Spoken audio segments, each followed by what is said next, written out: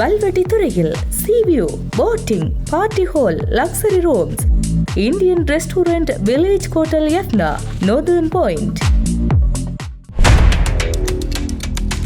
அமெரிக்க அதிபர் டொனால்ட் ட்ரம்பின் 2025ஆம் ஆண்டுக்கான நிதி வருமான விவரங்கள் இந்த வாரம் வெளியிடப்பட்ட போது அதில் ஒரு தகவல் அனைவரின் கவனத்தையும் ஈர்த்தது. அவரது குடும்பத்துக்கு சொந்தமான மெய்நிகர் நாணய நிறுவனம் கடந்த ஆண்டு நாணய விற்பனையின் மூலம் மட்டும் அவருக்கு 500 மில்லியன் அமெரிக்க டாலருக்கும் அதிகமான வருமானத்தை ஈட்டித் தந்தது. இதனுடன் மெய்நிகர் நாணய துறையில் இருந்து கிடைத்த பிற வருமானங்களும் சேர்த்து பல 100 மில்லியன் டாலர்கள் அவருக்கு கிடைத்தன. அந்த நிறுவனத்துடன் ஆரம்பத்திலேயே ஒப்பந்தம் செய்த நாடுகளில் பாகிஸ்தானும் ஒன்றாக இருந்தது. ஜனவரி மாதத்தில் பாகிஸ்தான் நிதி அமைச்சகம் அந்த நிறுவனத்துடன் தொடர்புடைய ஒரு தொழில்நுட்ப நிறுவனத்துடன் புரிந்துணர்வு ஒப்பந்தத்தில் கையெழுத்திட்டது. அமெரிக்க டாலரின் மதிப்புடன் இணைக்கப்பட்டிருந்த அந்த மெய்நிகர் நாணயத்தை நாடுகளுக்கு இடையிலான பண பரிமாற்றங்களில் பயன்படுத்தும் சாத்தியத்தை ஆராய்வதே அதன் நோக்கமாகவும் இருந்தது. அப்போது பிரதமர் ஷெபாஸ் ஷெரீப் மற்றும் இராணுவ தளபதி அசீம் முனீர் ஆகியோர் முன்னிலையில் ட்ரம்பின் ஆலோசகரின் மகன் உள்ளிட்ட நிறுவன அதிகாரிகள் இஸ்லாமாபாத்தில் வரவேற்கப்பட்டார்கள்.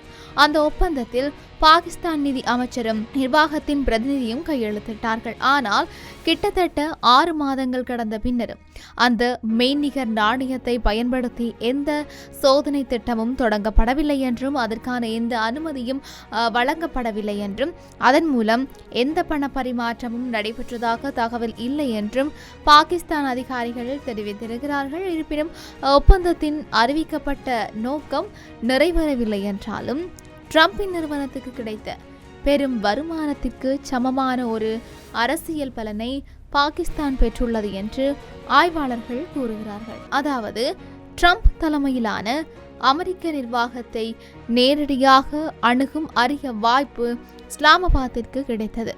இந்த மெய்நிகர் நாணயம் அமெரிக்க டாலரின் மதிப்புடன் இணைக்கப்பட்ட ஒரு இணையவழி நாணயமாகும். வங்கிகளை பயன்படுத்தாமல் இணையத்தின் மூலம் பணத்தை அனுப்புவதற்காக இது உருவாக்கப்பட்டது. இந்த நாணயத்திற்கு ஆதாரமாக வைத்திருக்கும் பண இருப்புகளில் கிடைக்கும் வட்டியே அந்த நிறுவனத்தின் வருமானம் ஆகும். எனவே இந்த நாணயம் அதிகமாக பயன்படுத்தப்படும் அளவுக்கு ட்ரம்ப் குடும்பத்தையும் உள்ளடக்கிய அதன் உரிமையாளர்களுக்கு அதிக வருமானம் கிடைக்கும்.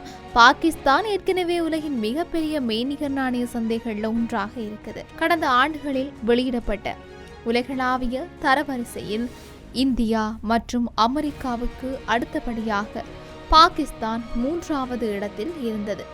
அங்கு நடைபெறும் பெரும்பாலான முறைசாரா மெய்நிகர் நாணய பரிவர்த்தனைகள் உலகின் மிகப்பெரிய நிலையான மெய்நிகர் நாணயத்தின் மூலம் நடைபெறுவதாக கருதப்படுகிறது. ஆனால் அந்த புதிய மெய்நிகர் நாணயம் பாகிஸ்தானில் எந்த பரிவர்த்தனையிலும் பயன்படுத்தப்பட்டதாக எந்த ஒரு ஆதாரமும் இல்லை. மேலும் இத்தகைய முறைசாரா வழிகளில் எவ்வளவு பணம் பரிமாறப்படுகின்றது என்பதும் தெளிவாக தெரியவில்லை. பெயரை வெளியிட விரும்பாத ஒரு மூத்த வங்கி அதிகாரி இதற்கான நம்பகமான மதிப்பீடு எதுவும் இல்லை என்றும் தற்போது பேசப்படும் எண்ணிக்கைகள் அனைத்தும் அதிகாரப்பூர்வ பண வரவுகளை அடிப்படையாக கொண்ட கணிப்புகள் மட்டுமே என்றும் தெரிவித்திருக்கின்றார். வெளிநாடுகளில் இருந்து வரும் மொத்த பண பரிமாற்றங்களில் சுமார் 10ல் 1 பங்கு முறைசாரா வழிகளில் நடைபெறுவதாக கருதப்படுகின்றமையும் குறிப்பிடத்தக்க ஒரு விடயமாக இருக்கின்றது. அதில் மெய்நிகர் நாணயங்களின் பங்கு எவ்வளவு என்பது தெரியவில்லை. இந்த நிலைமை சாதனை அளவிலான அதிகாரப்பூர்வ பண வரவுகள் நடைபெறும் சூழலில் உருவாகி இருக்குது. கடந்த நிதியாண்டில் பாகிஸ்தான் 38.8 பில்லியன் அமெரிக்க டாலர் வெளிநாட்டு பண பரிமாற்றங்களை பெற்றது. இது அந்த நாட்டின் வரலாற்றிலேயே மிக அதிகமாக தொகையாகும். முந்தைய ஆண்டை விட இது 27 விழுக்காடு அதிகமாகும். மே மாதத்தில் மட்டும் 4.25 பில்லியன் டாலர் வெளிநாட்டு பணவரவு கிடைத்திருக்கிறது. இந்த ஆண்டில் மொத்த பணவரவு 42 பில்லியன் டாலர்களை தாண்டும் என்று சொல்லி மத்திய வங்கியை எதிர்பார்க்கின்றது. இதனால் இந்த ஒப்பந்தம் ஏன் தேவைப்பட்டது என்ற பெரிய கேள்வி எழுகிறது. கனடாவில் பணிபுரியும் வங்கி மற்றும் நிதி நிபுணர் இப்ராஹிம் கலீல் கூறியதாவது, பாகிஸ்தான் ஏற்கனவே வங்கி முறையின் மூலம் சாதனை அளவிலான பணப்பரிமாற்றங்களை பெற்று வருகின்றது. பல இடங்களில் பணம் உடனடியாக வந்து சேர்கிறது. அப்படி இருக்க மக்கள் ஏன் மெய்நிகர் நாணயங்களை பயன்படுத்துகிறார்கள்? காரணம் எதுவாக இருந்தாலும் அவர்கள் வங்கி முறையை தவிர்க்க விரும்புகிறார்கள். வங்கிகள் வழியாக செல்ல வேண்டியிருந்தால் இந்த புதிய மெய்நிகர் நாணயம் அந்த பிரச்சனையை தீர்க்காது. மேலும் அவர் ஒரு நடைமுறை சிக்கலையும் சுட்டிக்காட்டி இருக்கின்றார். ஜூன் மாத இறுதியில் பாகிஸ்தான் மத்திய வங்கியிடம் இருந்த வெளிநாட்டு நாணய கையிருப்பு 16.5 பில்லியன் டாலர் மட்டுமே. அது சுமார் 2 மாத இறக்குமதிகளுக்கே போதுமானதாகும். பாகிஸ்தானுடன் வர்த்தகம் செய்யும் நாடுகள் இந்த மெய்நிகர் நாணயத்தை நேரடியாக ஏற்காவிட்டால் அதை மீண்டும் அமெரிக்க டாலராக மாற்ற வேண்டியிருக்கும். இதனால் பணப்பரிமாற்றம் எளிதாகாமல் கூடுதல் சிக்கல் ஏற்படலாம் என்று சொல்லியுமே அவர் கூறியிருக்கிறார். இருப்பினும் மெய்நிகர் நாணயத்துறைக்கான சட்ட அமைப்பை உருவாக்குவதில் பாகிஸ்தான் வேகமாக செயல்படுகிறது. மார்ச் மாதத்தில் நிறைவேற்றப்பட்ட புதிய சட்டத்தின் மூலம் மெய்நிகர் சொத்துக்களை ஒழுங்குபடுத்தும் நிரந்தர அமைப்பு உருவாக்கப்பட்டது.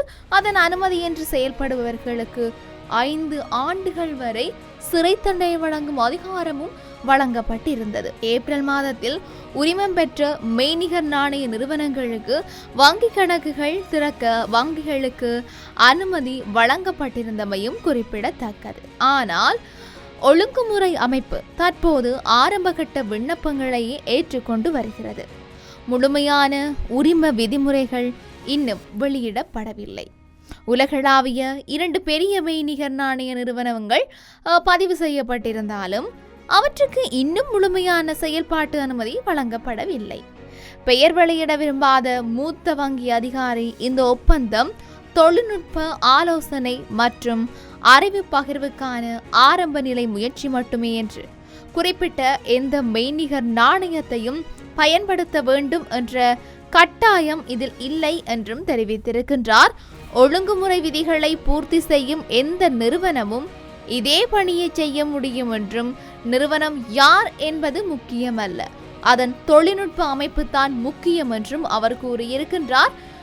உரிமம் வழங்குதல், வங்கிகளில் இணைத்தல், சோதனை திட்டம் நடத்துதல் மற்றும் முழுமையான நடைமுறைப்படுத்தல் ஆகியவை பல மாதங்களாக எடுக்கும் என்று சொல்லியும் அவர் தெரிவித்திருக்கிறார்.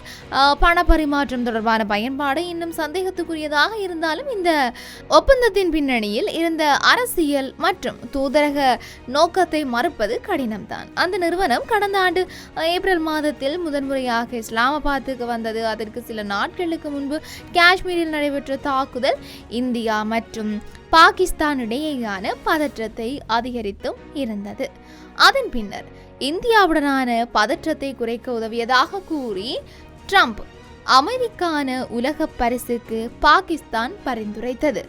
பின்னர் அமெரிக்க அதிபர் ட்ரம்ப் பாகிஸ்தான் ராணுவ தளபதி அசீம் முனீரை வெள்ளை மாளிகையில் மதிய விருந்துக்கு அழைத்தார். ஒரு நாட்டின் தலைவராக இல்லாத பாகிஸ்தான் ராணுவ தளபதியை அமெரிக்க அதிபர் இவ்வாறு வரவேற்றது இதுவே முதன்முறையாகும் என்றும் தெரிவிக்கப்பட்டும் இருக்கின்றது. இப்படி இருக்க என்னுடைய இறுதி கருத்து என்னவென்றால், இந்த முழு நடவடிக்கையும் அரசியல் அணுகளை பெறுவதற்காக மேற்கொள்ளப்பட்ட முயற்சிதான் என்று சொல்லியும் அவர் தெரிவித்திருக்கின்றமை இங்கு குறிப்பிடத்தக்க ஒரு விடயமாகவே இருக்கின்றது. வல்வெட்டி துறையில் seaview, boating, party hall, luxury rooms, Indian restaurant, village hotel Jaffna, northern point.